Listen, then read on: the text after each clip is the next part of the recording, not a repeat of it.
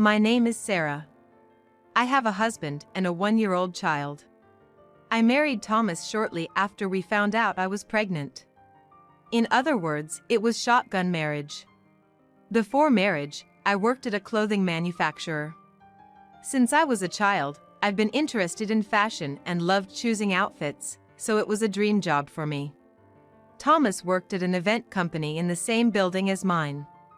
We'd occasionally run into each other in the elevator until one day, Thomas asked, "Would you like to grab a bite sometime?" Thomas was tall, well-dressed, and quite handsome, so I was over the moon when I said yes. After few dates, we began seeing each other. With Thomas working at the event company, he often had to work on weekends and holidays, so it was difficult to spend free time together, but every moment we got together was exciting. Thomas always dressed stylishly and his fashion sense was just my taste. Looking back, I, who didn't have much dating experience, was head over heels for Thomas. Having him by my side felt like enough. So, when I found out I was pregnant, I was overjoyed. And I thought there was no happier thing than this when Thomas proposed to me. But looking back, it wasn't the beginning of our happily ever after, it was the start of some hard times. After getting married, we moved into a condo. While it wasn't upscale, it was a 3-bedroom unit, modernly renovated, and I absolutely loved it. Life in our new home was joyful, and Thomas always seemed to enjoy the meals I made. While Thomas was still swamped with work and often wasn't home on his days off, he was kind when he was around and often took care of me, making me feel cherished. By the time spring rolled around, I safely gave birth to a baby boy. Thomas seemed extra happy that it was a boy and would take pictures of him daily, showing them off. Hoping he'd grow up kind-hearted, we named him Anthony. However, during his 3-month checkup, we found out he had a heart condition. Even though I had arranged a flexible work schedule after Anthony's birth, his frequent hospitalizations made it difficult for me to continue working. So, a few months ago, I officially quit and have been a full-time homemaker, supporting my husband and child. However, lately, I've noticed a change in Thomas's behavior. He used to be quite hands-on with chores and child-rearing, but since I stopped working, he's stopped helping entirely. Even though I'm a stay-at-home mom, Anthony still can't walk at 1, and with his frequent physical therapy appointments at the hospital, I don't have a lot of free time. I felt Thomas was spending less time with our child. My anxiety mounted more than ever. Thomas, I get that you're tired from work, but I wish you'd play with Anthony a bit more. Play? He can't even stand up yet. I told you Anthony's development might be slightly behind. You used to help with things like changing diapers, remember? It just feels pitiful looking at Anthony. No one in my family ever had a weak heart. What do you mean by that? Look, now that you're a homemaker, you should handle it. I'm swamped with work right now. With that, Thomas, looking annoyed, quickly headed to the bedroom. That's no way to talk. I couldn't accept what Thomas was saying, but I reconsidered, thinking maybe he's been getting home late and is just stressed from work. Maybe I should have seen Thomas's true feelings then. Ever since I became a homemaker, our income has decreased, so I've been careful with our expenses, but Thomas has been spending money left and right. We were reaching a point where we'd have to dip into our savings. So, I made a suggestion to Thomas. How about we move since the rent for this condo is quite high? I don't want to. I like this condo. He replied, not even looking away from the TV. I get it. I love this place too. But we're in the red every month. Let's find somewhere cheaper. It's because you quit your job, right? You can always put Anthony in a daycare and get back to working. I wondered what he was talking about. Just the other day, Anthony had a sudden health scare and was rushed to the hospital. There's no way I could leave a child in such a condition in daycare. Thomas, do you understand Anthony's condition? We need to save money for his sake. Actually, there's a place with cheaper rent near the hospital. It's an older 2-bedroom apartment, but I think it's enough for the three of us. Enough with the Anthony. Stop making everything about him." His sudden outburst took me by surprise. "We can live because I work every day. I'm not gonna move to some rundown place. But if we keep this up... Ugh, I'm in a bad mood now. Gonna go out for a drink." Thomas left, slamming the door behind him. Anthony started crying at the sound of his father's shouting. And tears welled up in my eyes too. Did I really do something to deserve being yelled at like that? Thomas used to be so kind when we got married. But ever since he found out that our child had developmental delays and a weak heart, he's become increasingly distant. To me, no matter how Anthony is, he's a precious being I truly love. It saddened me that my husband, Anthony's father, didn't seem to feel the same way. As I comforted Anthony, he shifted from crying to smiling in my arms. Seeing Anthony's innocent smile always calmed me down. I made up my mind. I'll think of ways to earn money while taking care of Anthony. I won't bring up the topic of moving again. I started making and selling handmade accessories and trinkets. I've always been interested in crafts and was quite handy, so when I began selling using online apps, they became quite popular, selling out quickly. At first, it was just a bit of pocket money, but gradually, as I gained customers and started taking orders, I began earning as much as someone would in a part-time job. Thomas seemed to think of it as just an extension of my hobby, but working while looking after Anthony was quite challenging. Still, I was able to save up little by little, which gave me a sense of stability and boosted my confidence. One day, as apple trees started to bloom, Anthony began acting strange. I thought it was one of his usual episodes, but he wasn't focusing and didn't respond when I talked to him. I panicked and called an ambulance. Inside the ambulance, holding Anthony's hand, I kept saying, "It's gonna be all right, Anthony. We'll be at the hospital soon." But he barely reacted. However, I thought I heard a faint mommy from him. But by the time he was taken into the hospital, he was in cardiac arrest. They have started CPR immediately, but it was in vain. My little Anthony has passed away. He was just 15 months old. After losing Anthony, I felt empty. I didn't feel like doing anything and didn't want to meet anyone. I couldn't accept the fact that Anthony was gone. Although Thomas shed tears for Anthony's death, by the next few days he was living as if nothing had happened. Seeing my deep sorrow, he said, "Anthony had been ill since birth. Maybe this was his destiny. I know. But I still can't believe he's gone. We'll probably be blessed with a healthy child next time. I hope it's a boy again." I looked up at Thomas, shocked. His insensitive words deeply hurt me, making it seem like Anthony never existed to him. "Thomas, I'd like you to be thinking about Anthony right now. What gives?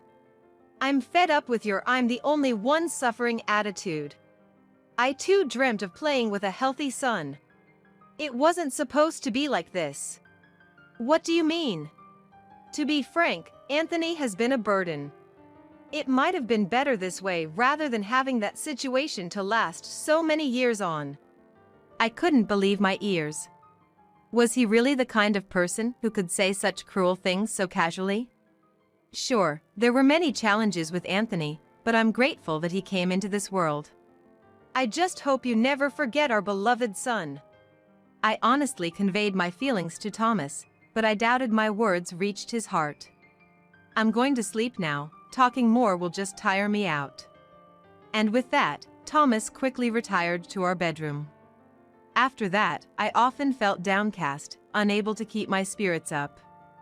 I didn't feel like resuming the sale of my handmade crafts, just managing only the bare minimum house chores. Seeing me like this, Thomas became even more irritable. Gradually, he started coming home late, often dining out without informing me. I felt our marriage slowly cooling down. Even though I knew this couldn't continue, I couldn't bring myself to take any action. Eventually, Thomas started saying he was on business trips and began spending more nights out. I've been assigned to events out of state, he'd say, but I had a bad feeling. And that hunch was spot on. One day, a woman named Jennifer visited our home. Thomas was at work that day. Are you Thomas's wife? Yes, and who might you be? I work at the same company as Thomas. Oh, a colleague then. Yes, and I'm also dating Thomas. I'll get straight to the point. I want you to break up with him. What? You've been neglecting Thomas, haven't you? I heard you hardly cook for him and there's no communication between the two of you. If you don't love him, I want you to leave him. Hold on a second. This is the first time I'm hearing about you two dating. It's not like I can just say, oh, all right, and agree to break up. Can you please leave for now?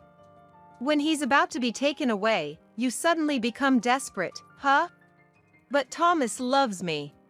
He even said he's been doing well in his job because of my support, and that includes support in his personal life.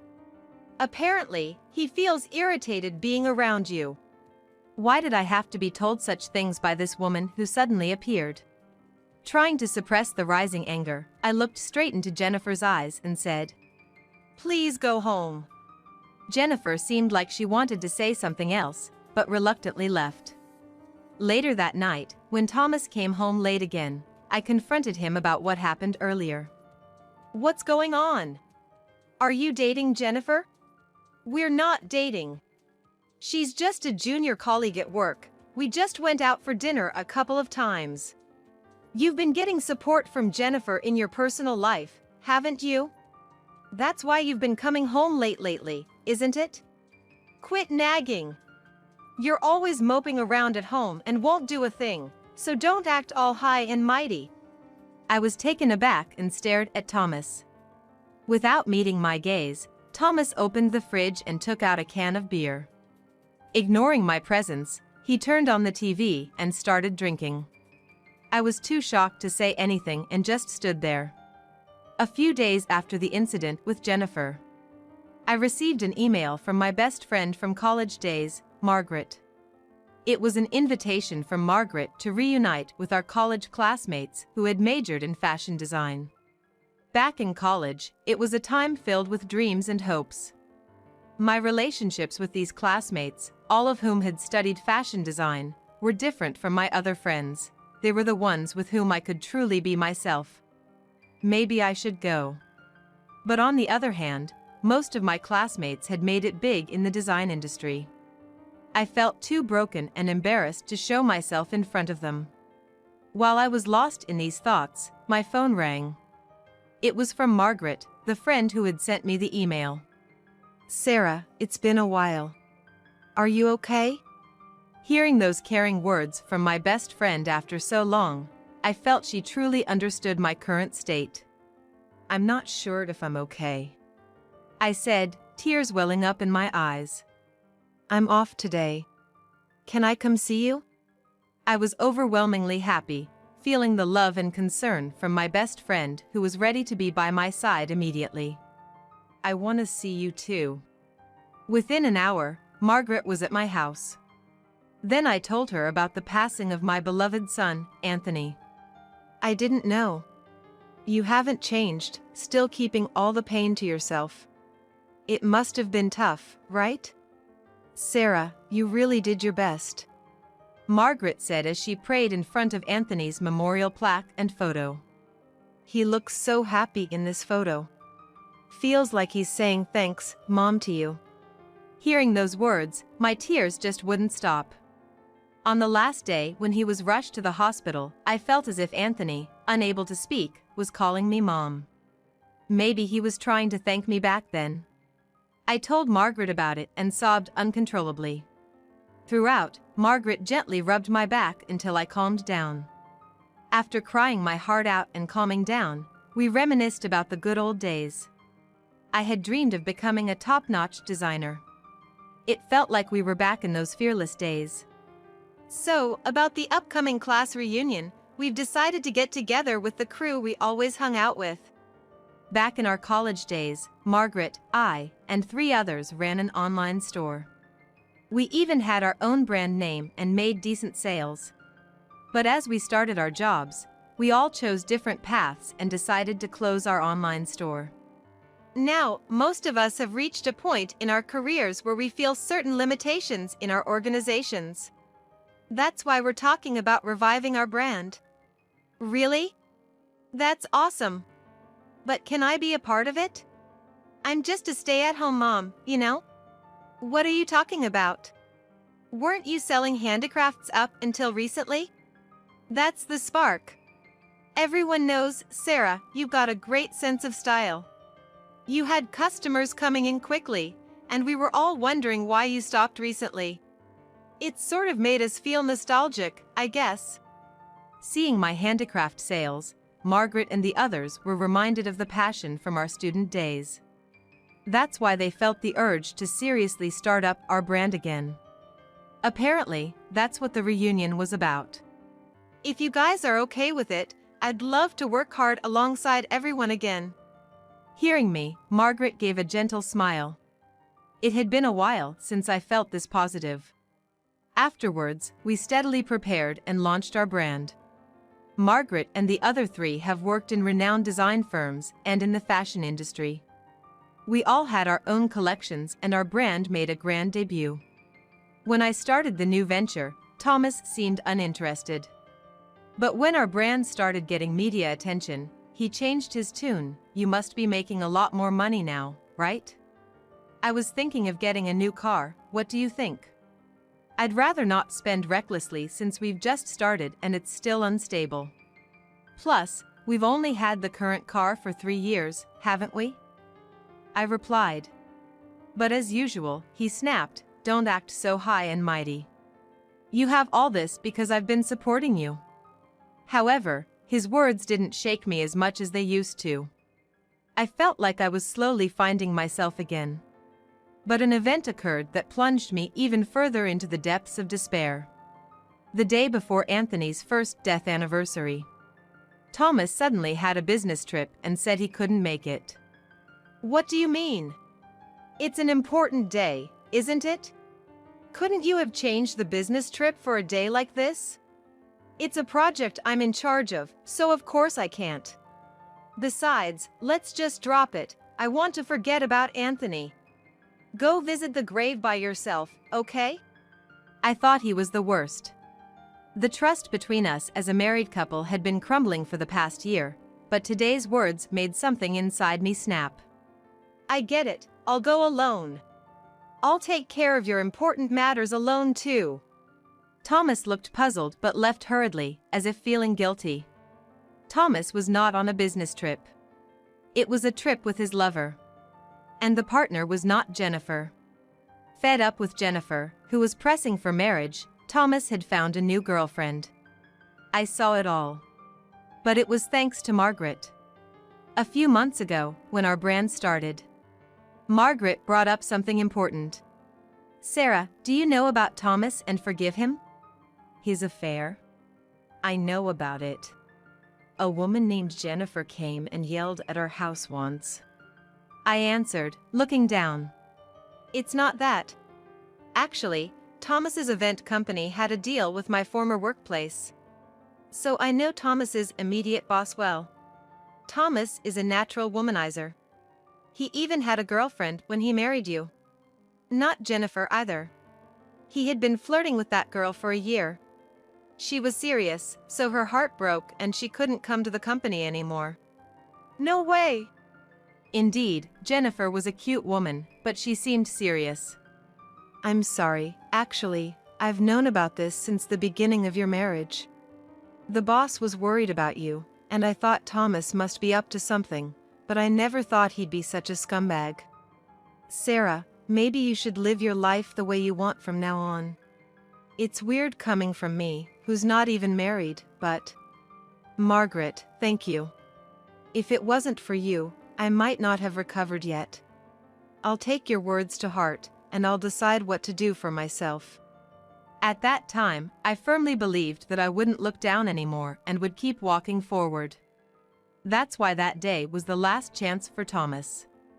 I hoped that if Anthony felt the same way as a son, we could have another talk. But Thomas wasn't feeling that way at all. He even wanted to get rid of his memories of Anthony. That's why I decided.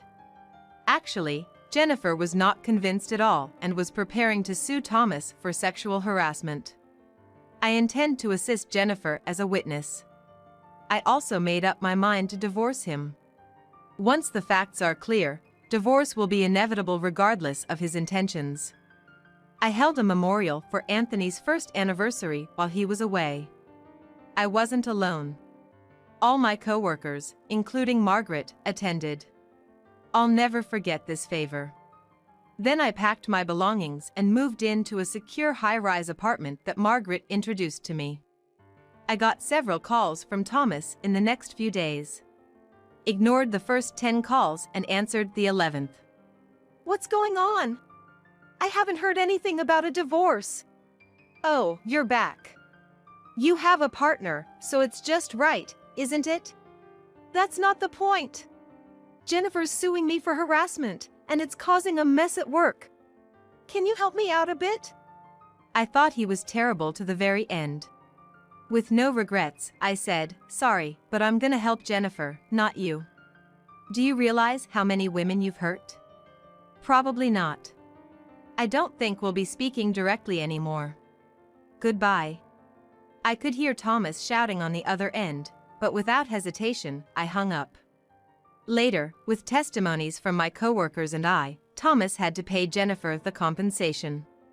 It goes without saying that several women followed Jennifer and filed suits. Thomas had no choice but to resign from his job. Now, he's working at a convenience store and apparently paying off compensation to those women. Such is the fate of a man who selfishly hurt women.